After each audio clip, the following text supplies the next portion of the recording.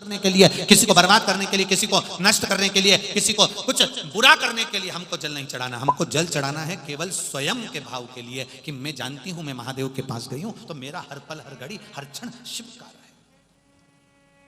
शंकर का।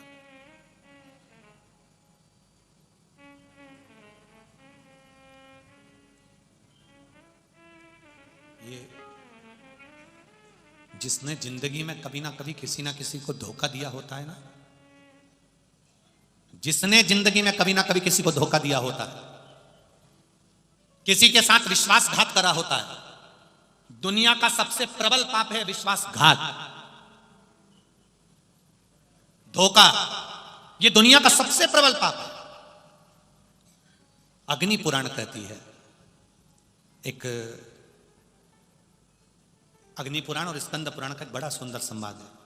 चंद्रवंश में एक नंद नाम के राजा हुए जिनका नाम था नंद, जिनके घर में एक पुत्र हुआ जिसका नाम था धर्मगुप्त। क्या नाम था? धर्मगुप्त।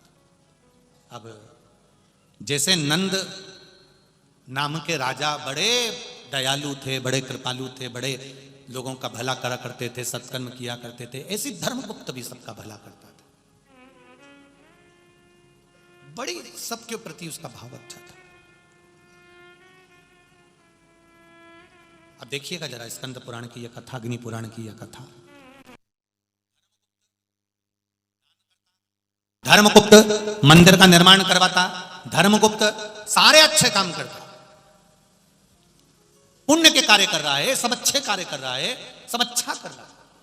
अब समय आया, नंद नाम का जो राजा था उसके प्राण छूट गए, और प्राण छूट गए उसके बाद धर्मगुप्त को राज्यपाट दे दिया। धर्मगुप्त को जब राज्यपाट मिल गया तब धर्मगुप्त को लगा कि अब मेरा सिंहासन आ गया, मेरा राज्य आ गया, अब मैं चाहूं जैसा रहूं। वो भलाई का काम करता था, ऐसा नहीं कि कोई बुराई का काम करता था। शिव महापुराण की कथा कहती है जब आपकी सत्ता हो, जब आपके पास कुर्सी हो, जब आपके पास पद हो, जब आपके पास में प्रतिष्ठा हो, आप बहुत अच्छे ओहदे पर पहुंच गए, बहुत अच्छी कुर्सी मिल गई, आपका प्रमोशन हो गया, आप बहुत अच्छे पद पर जाकर बैठ गए हो, बहुत अच्छी कुर्सी आपको मिल गई, बहुत सत्ता आपको मिल गई, बहुत वैभव आपको मिल गया, तो शिव महापुराण की कथा कहती है उस कुर्सी का, उस सत्ता का, उस वैभव का सदुपयोग करो। किसी को दुख मत दो, किसी के दुख को मिटाने के लिए अपनी कुर्सी का प्रयोग करना प्रारंभ करो, किसी को साथ देने के लिए प्रयोग।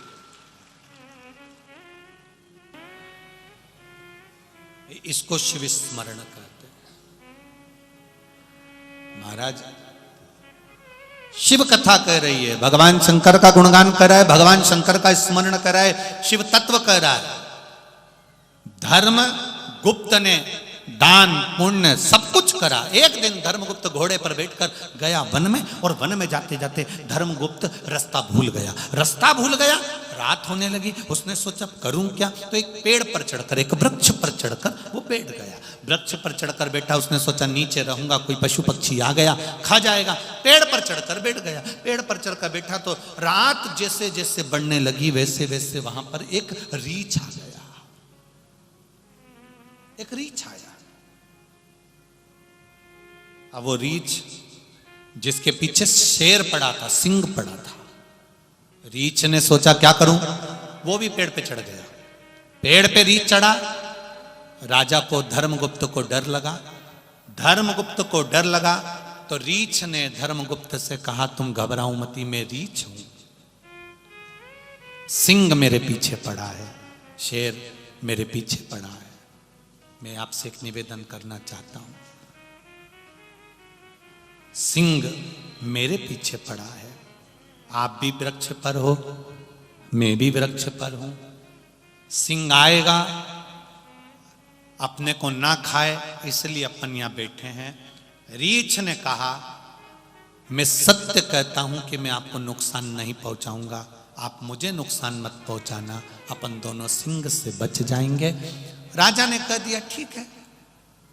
रीछ भी रह गया, सिंह भी, वो राजा भी रह गया।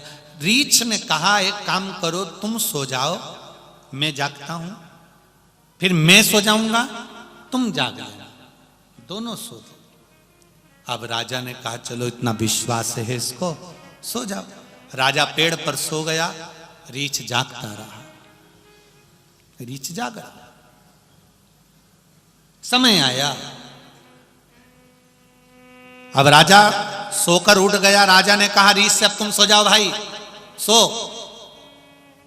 अब वो रीछ सोया, राजा जगा।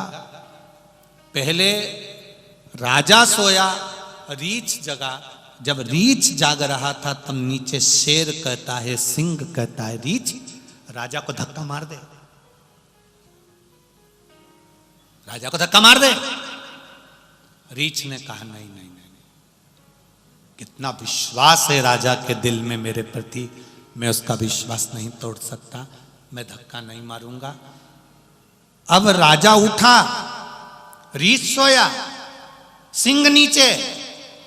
रीछ सोया तो उसने राजा से कहा राजा रीछ को धक्का मार दे। उठा, रीछ सोया, सिंह नीचे। रीछ सोया तो उसने राजा से कहा राजा रीछ को धक्का मार दे।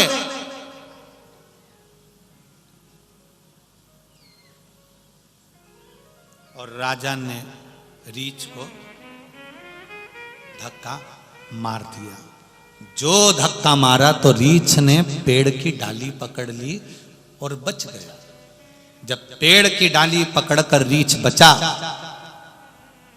बचकर रीछ में से एक मुनि प्रकट हो गए जिनका नाम था ध्यानकाष्ठ मुनि, जो सबकी परीक्षा लेते थे। जब आप पुण्य करने के लिए आगे बढ़ते हो, बहुत सत्कर्म करने के लिए आगे बढ़ते हो, तो आपकी परीक्षा लेने के लिए ध्यानकाष्ठ मुनि हमेशा आते हैं, हमेशा आते। ध्यानकाष्ठ मुनि ने परीक्षा ली, पकड़ लिया पेड़ को।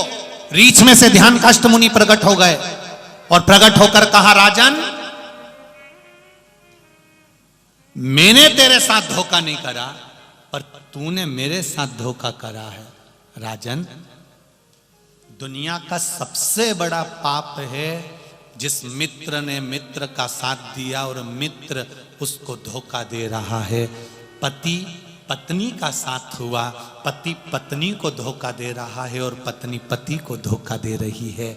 बच्चे माता पिता को धोखा दे रहे हैं, भाई भाई को धोखा दे रहा है, पड़ोसी पड़ोसी को धोखा दे रहा है, एक समाज का व्यक्ति दूसरे समाज के व्यक्ति को धोखा दे रहा है। शिव महापुराण की कथा में ध्यानकाष्ठ मुनि ने कहा, सुन राजा धर्मगुप्त, तूने जिंदगी में बहुत दान करा होगा, पुण्य करा होगा, सत्कर्म करा होगा, ब्राह्मणों को भोजन कराया होगा, गरीबों को भोजन कराया होगा, प्याऊ बनवाए होंगे, मंदिर बनवाया होगा, पर तूने एक रीछ के साथ धोखा करा है, इसलिए मेरा श्राप है, मेरा श्राप है। तो मृत्यु लोक में पागल बनकर घूमेगा। अब स्कंद पुराण के शब्द का जरा स्मरण करिएगा, बहुत चतुरता से सुनिए शब्द को। हम किसी पागल व्यक्ति को रोड पर देखते हैं, बैठा रहता है, कपड़े फटे हैं, लोट लगा रहा है, नाली में पड़ा हुआ है, गलत जगह पर पड़ा हुआ है, कुछ गलत काम में पड़ा हुआ है। पागल को देखकर हम कई बार हंस देते हैं, कई बार हमको हंसी आ जाती है। पागल की क्रिया को देखकर हम हंस देते हैं। अच्छे से अच्छा व्यक्ति भी पागल की अवस्था में आ जाता है। धनपति, करोड़पति, अमीर, गरीब, कहीं ना कहीं उसका माइंड खसक जाता है, पागलों की अवस्था में आ जाता है। दवाइयां चालू हो जाती हैं, दवाइयां दी जाती है। तो कभी विचार करा कि इतना अरबपति, करोड़पति, धनपति, गरीब, अमीर, इसको पागल बनाया किसने? पागल किसने कर दिया? पागल की मति कैसे हो गई? व्यक्ति को भगवान तो अच्छा बनाकर भेजता है, फिर ये पागल कैसे हो गया? क्यों हुआ? किस लिए हुआ? स्कंद पुराण कहती है, पूर्व में किसी ना किसी के साथ अगर धोखा करा होता है तो वो गति यहां आकर मालूम पड़ती है, वो गति यहां दिखती है, वो गति हमको यहां नजर आती। मत बुरे कर्म कर बंदे वरना पछताएगा,